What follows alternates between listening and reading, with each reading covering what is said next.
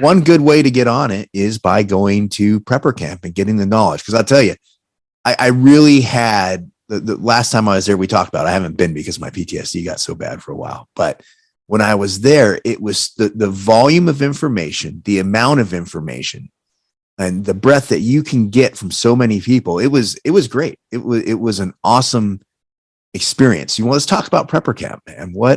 Give me the origin story. Yeah. Jane and I did Doomsday Preppers, or actually, before we did Doomsday Preppers, Jane was helping Doomsday Preppers with their marketing. So they were asking us, they asked us for 4 years to be on their show. And we said, we know what idiots you make people look like. We are not going to do that. No, we are not going to do that. She having such a huge audience, and she had, Twitter feed Prepper Talk for years. And, that was a place that people could talk who were other preppers and just share information. So she would, every night that they would have a Doomsday Preppers episode on, she would do a tweet chat. So people could talk about it, say what they thought. And, I was there being really snarky about how this person's really stupid for doing that, and it was a great thing. And there's people that I met on that I never met till prepper camp, never met face to face. The people that I knew online for years before that. But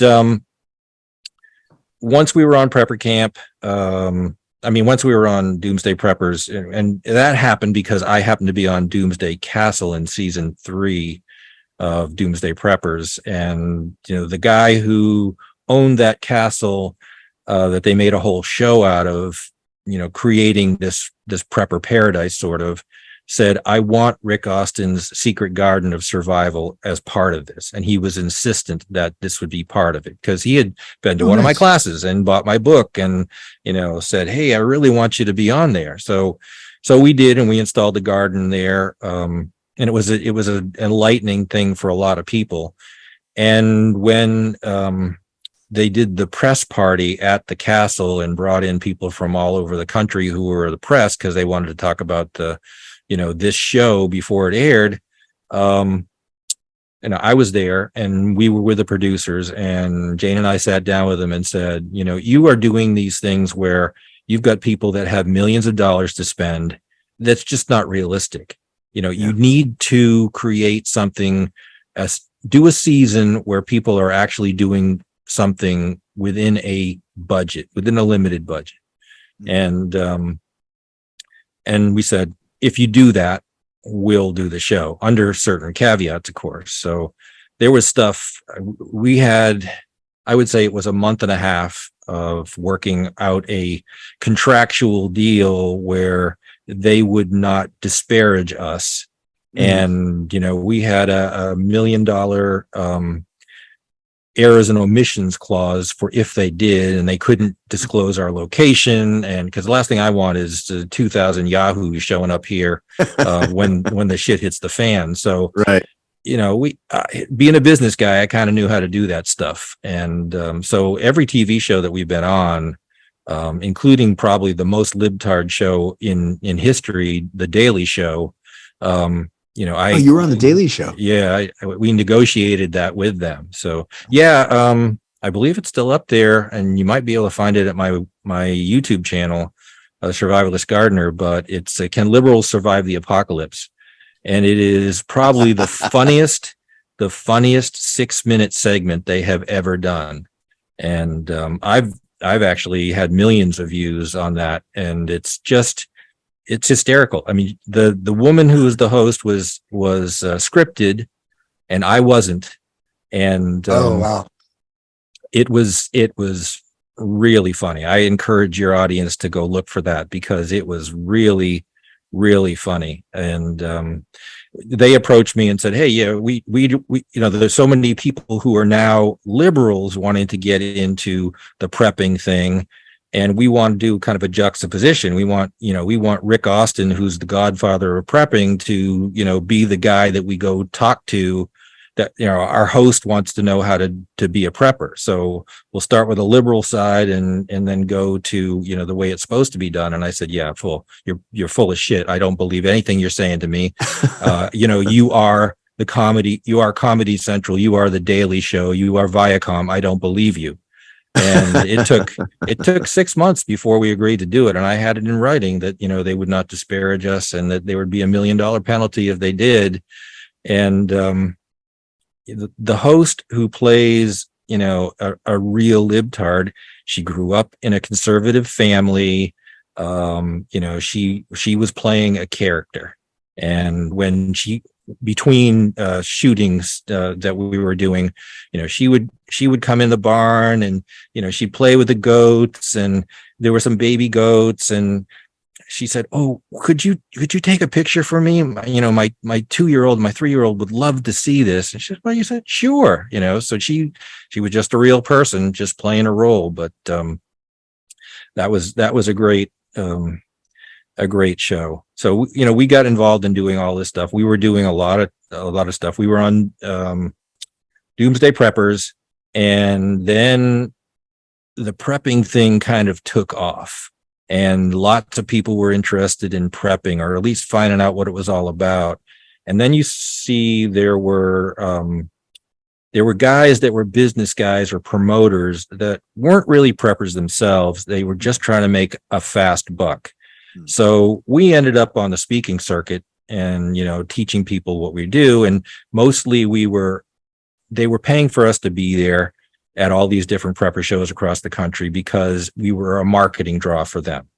Right. So we went there and we saw these things being done in convention centers where people were elbow to elbow and butt to butt. And they were so crowded that they really couldn't get a chance to ask questions or talk. And we taught a couple of classes, and what we realized is that people wanted to know what they didn't know. They wanted to know what they needed before they bought something that really wasn't useful. So it was all about the education. And Jane, myself, and a couple of other people on this speaking circuit said, we would like to do a preparedness event that we would want to go to. So we really did a lot of work and research, and I probably spent a year trying to make this whole thing happen. And we found this great location in Saluda, North Carolina, which was I think the largest campground in that region in the lower Appalachian Mountains. So it would be a big enough venue for us, and it was really beautiful. And these people were good Christian people, and we met them because they ended up buying goats from us, and they bought goats from us because they went to a prepper thing that we were at and that Jane and I both spoke at. And they said, "Well, do you ever sell any of your baby goats?" And yeah, well, we have babies. We do sell them.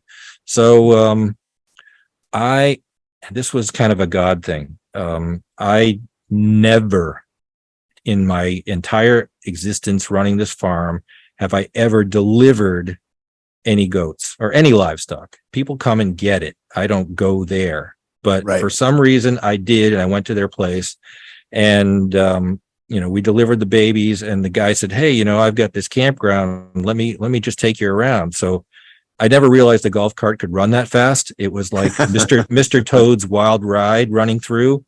And he said, "This might be a good place to, tell people about or do whatever. And, we've got kind of a prepper mindset." And I said, "This is it. This is the place." So it was Orchard Lake Campground in Saluda. And at first, when we said we wanted to do the prepper camp thing there, they weren't sure that they wanted to let people know that they had what they had and that was where they were. So they literally had to pray on it for a while. And they finally said, "You know what? If we don't do it, it's not going to get done. And people need to know what it is you're doing." So we created the first event. And after, we did this and we sold out, and we were the largest event. I mean, I've done lots of events before in my lifetime. Sure. So, I am a marketing guy. I know how to do this kind of stuff, but there was a lot that we didn't know. And there was a lot that was problematic in terms of trying to figure out the right kind of logistics. And, it was the first time, we had to get the right tent supplier. We had to get the right TV supplier. We had to get, computers and work out all those details. And it was pretty tough. After the first one, actually, before it was done, I had people coming up to me and said, "Oh, this is the best event ever. This is great. Are you going to do it again next year?" And I said, "Look, you don't ask a woman who just gave birth if she's ready to have another baby. It just, I'm not really sure I want to do this again." I mean, it took a lot out of me, and it was a good, aside from the year in advance, just putting the whole thing together it was, about 10 months of planning and preparation and trying to cajole speakers into coming and, oh, I don't know, this is a first time event. I don't know if I want to bother going there. And so it was like God's hand was involved. I mean, our first year, we had this tremendous thunderstorm coming through, and you could see the black clouds coming toward the event. And we're thinking, oh man, this is an outdoor event. We have tents where people are speaking, but this really looks ominous. It looks like we're about to have a tornado. And the clouds literally parted around Prepper Camp and went by. And I said, okay, that's a message. And, so we've been doing this. This is like Jane's and my ministry. That's how we give back. So, we do it in such a way that if we were trying to make money doing this, I could make way more money working for McDonald's. That's not what we do. This is not about making money. It's about trying to cover our costs and, our fixed cost and our variable costs so that, we can put it on and break even. So, right. I spend 10 months. I mean, we get done from Prepper Camp, we come back. Now we're doing inventory and we're paying the last bills. And so there's at least a month of that going on. And so we sort of have a month off before I have to start planning for the next one. And I'm always looking for new speakers, new classes, something new to keep things fresh, something topical based on what's going on in the political arena and the prepping arena. So every year we have about 20 new classes out of the 64 we have every single day. And it keeps it fresh. It keeps, the people who are coming back again and again to Prepper Camp, something else, something new to see. Of course, I have to cut 20 classes from the year before to have 20 new ones, but we got great speakers. We got people that come, just because they want to be part of the event.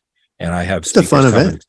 I have speakers coming from California, from Texas, from Florida, from New York, literally all over the country. But these people are the best at what they do. And, they're great instructors. And the stuff that we have that we're doing every year is there's this sort of standard stuff that you would want to know, basic bushcraft type stuff like trapping and tracking and how to start a fire and how to cook on a Dutch oven and how to grow livestock and my secret gardener survival and that kind of stuff. Those are year to year because there's stuff that people who are just getting started need to know. But every year we've got new stuff that we haven't done before. So we're doing a kidnapping class, not how to kidnap somebody, but how to avoid being kidnapped. We've got self-defense classes. We've got homesteading classes. We get everything from how to make cheese to how to make soap, to self-defense, hands-on self-defense. One of our self-defense instructors is Sarah Hathaway, who happens to be a podcaster, but she is this little girl, and she can knock over somebody who's 7 feet tall. I mean, she's just a ball fireball. Of fire. Oh, she is. She is. So we've got all that kind of stuff, and now we've got a class on AI this year because hey, that's a problem. We're going to talk about the World Economic Forum and and the banking system and what's in store for us, so that they can create this central digital currency and control all of us because they're following the China model, and how to protect yourself from that stuff. So we've got from technology stuff to just how do you start a fire, or how do you take care of yourself when there's no hospital. So the traditional, medical food preparation classes, right down to how to protect yourself digitally. Right. How many people do you get attending usually? 2,000. 2,000. Okay. And we cut it off at that. As that's what we cut off. Yeah, we cut it off at that because we don't. Again, I've been a marketing guy. I've been told that we could have 2 to 3 times that many people there, and I said that's not the point. We're not trying to do this to make money. We want it to be a fantastic experience for everybody that attends. We don't want people to feel crowded. We don't want people to go to classes and not be able to find a seat. We want people to be able to hear the speaker, and so we just don't.